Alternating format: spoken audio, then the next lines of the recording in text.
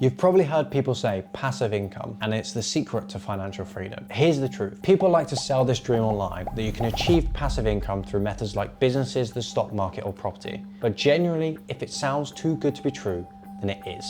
I'm going to tell you about the truth about passive income, coming from someone who's built a business that does over £1.5 million per year. Picture yourself when you were little. You were told, get good grades in school so that you would get a really, really good job when you grew up. And then the rest would just take care of itself.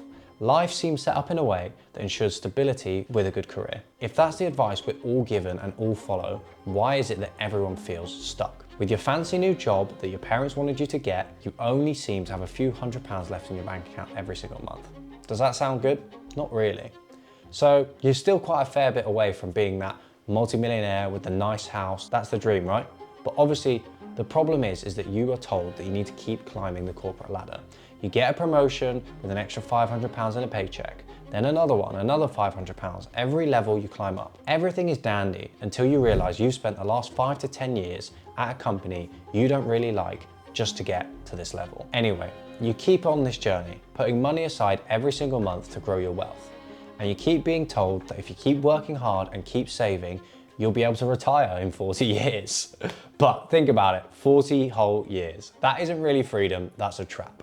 And I believe that's why they call it the rat race. You're getting on this wheel and you can't get off.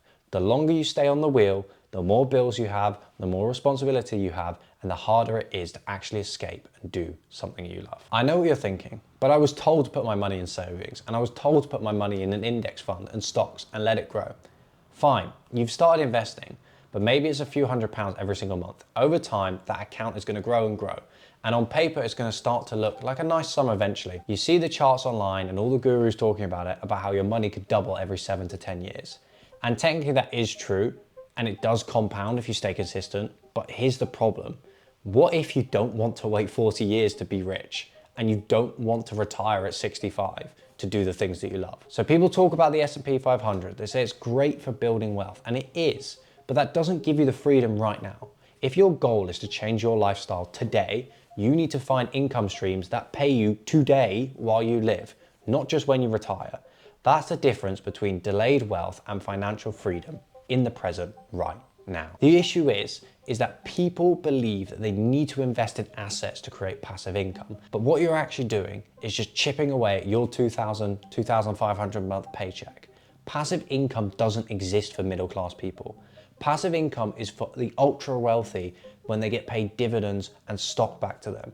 The growth fuels it because they already have so much money invested.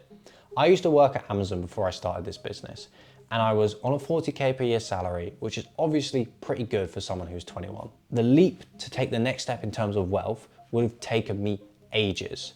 There is no way I would have been able to really grow any real wealth in a short or medium term if I had have just stuck in that job and been in the 9 to 5. What I'm trying to say is that people don't get rewarded properly by just investing in assets that you believe to be passive, especially if you do not have large sums of money. If you get a 10% return on £1,000, that's £100 a year. That's not going to change your life. You're doing the right things, but not in the right order. And when 10% of the people own 90% of the stocks, the entire valuation of the market, you can tell the game is actually designed for the rich. It's not designed for you in the first place. So you need to play it in your advantage. Where does that actually leave you? Now that I've kind of shattered your idea a bit about passive income and how it doesn't really exist, especially for middle class and working class people, you're focusing on the wrong thing. That's what I hope you've realized. You shouldn't be focused on generating passive income, but what you should be focused on is generating active income to grow your wealth now. And what do I mean by that? So you shouldn't be focused on investing your income. You should be chasing ways to actually grow your income that will give you wealth in the first place now. What you're doing is you're jumping way ahead of the game.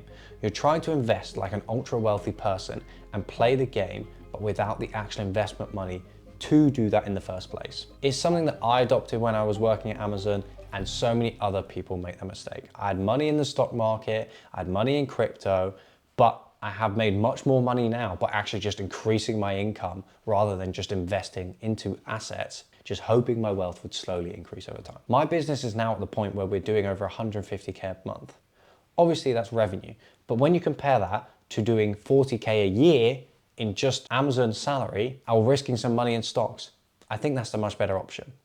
Just imagine this, over 2 years ago, I didn't have any form of business. And now today it does over £150,000 a month.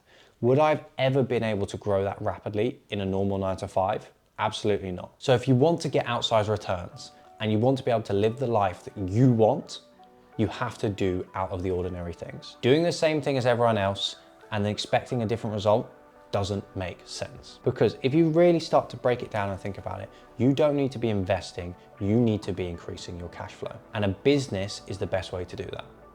But now I'm at the point where instead of trading my time for 10 or 12 pounds an hour, I can trade my skills and services for 250 pounds an hour. Whatever business model you choose, that's up to you. But let me tell you a little bit about me. For me, I've seen my main success in Airbnb and the ventures surrounding that. For example, tomorrow I'm off to Bali at the time of recording this, and the world of business and Airbnb has given us so much more access to opportunity and to dip my hand in the bigger flow of money than I would have ever seen. If you want to learn how we have done this and also how we've helped tens of other people start their Airbnb businesses, click the next video to see my free training on how to start and then scale your Airbnb business.